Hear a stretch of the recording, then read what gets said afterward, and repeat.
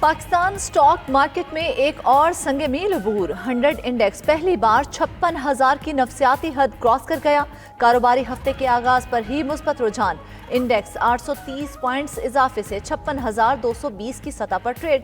کئی کمپنیز کے شیئرز میں ریکارڈ اضافہ ہوا۔ ادھر ڈالر کی قیمت میں بھی مسلسل اضافہ، آج انٹر بینک میں ڈالر مزید 17 پیسے اضافے سے 287 روپے 20 پیسے کا ہو گیا۔ پاکستان اور آئی ایم ایف کے پالیسی سطح کے مذاکرات آج سے شروع ہوں گے۔ ایف بی آر، وزارت خزانہ اور اسٹیٹ بینک حکام شریک ہوں گے۔ آئی ایم ایف بیرونی فائنانسنگ اور ٹیکس محصولات پر اپنے مطالبات سے آگاہ کرے گا۔ پاکستان پہلے جائزے کے لیے آئی ایم ایف کی تمام اہم شرائط پوری کر چکا۔ جائزے کی کامیابی پر پاکستان کو 71 کروڑ ڈالر کی دوسری قسط ملے گی۔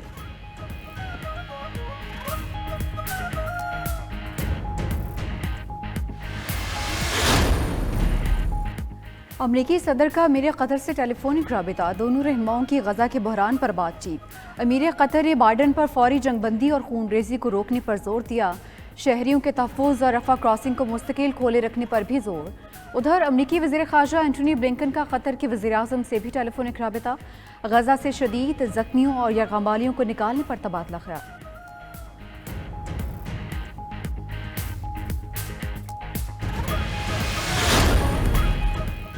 غیر قانونی مقیم غیر ملکیوں کی وطن واپسی جاری، مزید 3,043 غیر قانونی افغان باشندے واپس جا چکے، تعداد 2,20,400 ہو گئی۔ خیبر پختونخوا کے 11 اضلاع سے انخلا مکمل، 23,000 غیر قانونی غیر ملکی باقی رہ گئے، میپنگ مکمل۔ سب سے زیادہ 17,500 افغانی پشاور میں موجود ہیں۔ ادھر کراچی کے الاسف اسکوائر سرچ آپریشن، 300 کے قریب کوائف مکمل نہ ہونے پر ہولڈنگ کیمپ منتقل۔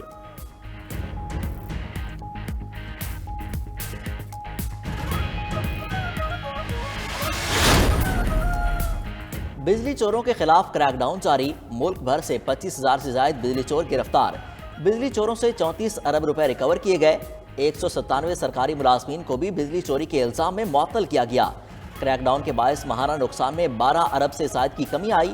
نگران حکومت اور عسکری قیادت ملک بھر سے بجلی چوری کے مکمل خاتمے کے لیے پرعزم۔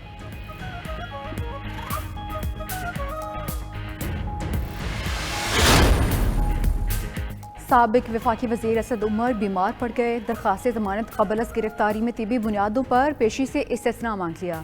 عدالت نے میڈیکل سرٹیفکیٹ لگانے کی ہدایت کرتے ہوئے درخواست واپس کر دی۔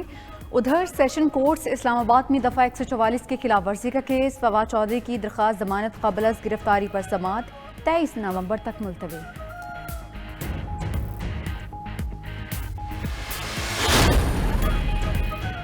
9 مئی مقدمات میں نامزد کرنے کے خلاف شیخ رشید کی درخواست، Lahore high court Rawalpindi bench میں سماعت کل ہوگی۔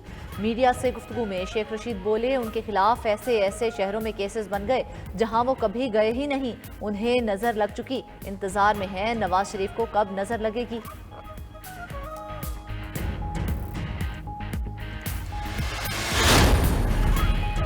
نون لیگ کے قائد نواز شریف کل بلوچستان جائیں گے۔ 2 روزہ قیام میں مختلف سیاسی شخصیات نون لیگ میں شمولیت اختیار کریں گی۔ تیاریوں کا جائزہ لینے ایاز صادق کوئٹہ پہنچ گئے۔ ایاز صادق آج پارٹی میں شامل ہونے کے خواہشمند سیاسی رہنماؤں سے ملاقاتیں کریں گے۔ لیگی رہنما رانا تنویر کا کہنا ہے کہ ملکی حالات کا تقاضا ہے نفرت سے ہٹ کر سیاست کی جائے، پی ٹی آئی کے کسی رکن کو پارٹی میں شامل نہیں کریں گے۔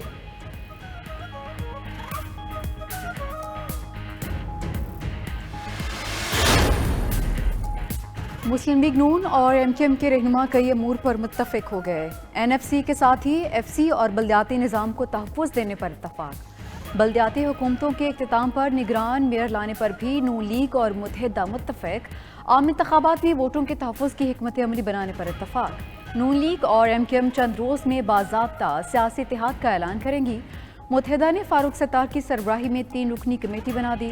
خواجہ سعد رفیق نے الیکشن میں فتح کے بعد نظام عدل میں اصلاحات لانے کا مشورہ دیا۔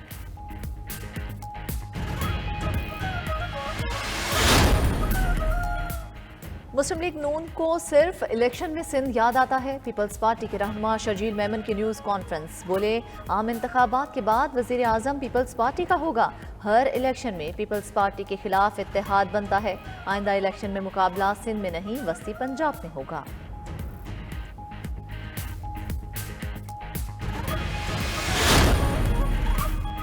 پاکستان مسلم لیگ کاف کسی اور جماعت میں ضم نہیں ہو رہی، چودھری شافع حسین نے واضح کر دیا۔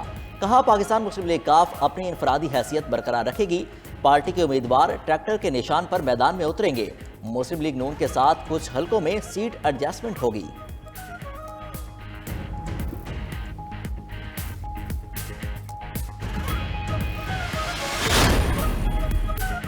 چیئرمین پی ٹی آئی کے خلاف توہین الیکشن کمیشن کیس کی سماعت جیل میں کرنے کا عندیہ۔ دوران سماعت ممبر الیکشن کمیشن نثار درانی نے کہا سیکیورٹی خدشات ہیں تو جیل میں سماعت نوٹیفائی کر سکتے ہیں، کیا قانون اس کی اجازت دیتا ہے؟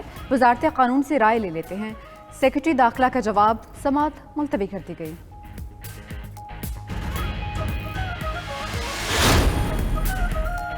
وفاقی کابینہ نے سائفر کیس کی جیل میں ٹرائل کی منظوری دے دی۔ وزارت قانون کی اسمبلی میں سیکیورٹی اداروں کی رپورٹس کو بھی منسلک کیا گیا۔ چیئرمین پی ٹی آئی کو پہلے ہی جان کا خطرہ ہے، وزارت قانون کا انتباہ۔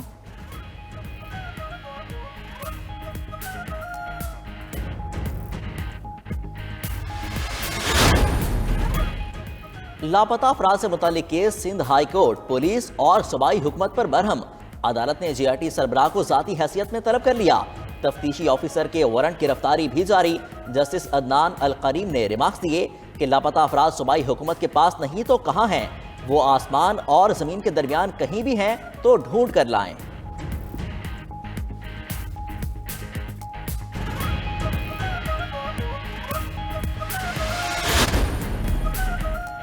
لاہور کی فضا میں اسموگ ایک بار پھر بڑھنے لگی۔ دنیا کے آلودہ ترین شہروں میں لاہور دوسرے نمبر پر، انڈیکس 333 ریکارڈ۔ بھارتی دارالحکومت دہلی کا فضائی معیار 417 انڈیکس کے ساتھ انتہائی خراب۔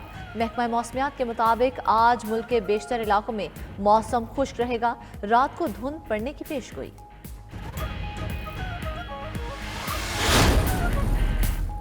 خیبر پختونخوا کے نوجوانوں کو بااختیار بنانے کے لیے پاک فوج کا ایک اور احسن قدم۔ حسن خیل کے گورنمنٹ ہائی اسکول شمشاہتوں میں ڈیجیٹل سکلز سینٹر قائم۔ علاقہ مشران اور نوجوانوں کا پاک فوج سے اظہار تشکر۔ مشرقی بحیرہ روم میں امریکی ہیلی کاپٹر گر کر تباہ، 5 امریکی فوجی ہلاک۔ امریکی یورپی کمانڈ کے مطابق ہیلی کاپٹر تربیتی پرواز کے دوران گرا۔ حادثے کا حماس اسرائیل لڑائی سے کوئی تعلق نہیں۔ صدر بائیڈن کا فوجیوں کی ہلاکت پر اظہار افسوس۔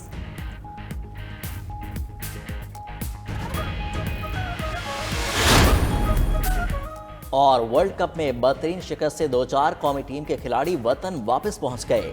بابر اعظم، شاہین افریدی، امام الحق، آغا سلمان اور مینجمنٹ کے ارکان مختلف فلائٹس پر لاہور پہنچے۔ میگا ایونٹ میں پاکستانی ٹیم کی پرفارمنس انتہائی مایوس کن۔ بالرز نے ورلڈ کپ کے 48 سال تاریخ کی بدترین کارکردگی دکھائی۔ حارث رؤف ورلڈ کپ میں 533 رنز دے کر دنیا کے مہنگے ترین بالر بنے۔ قومی سپنر 9 میچز میں صرف 12 وکٹیں لے سکے۔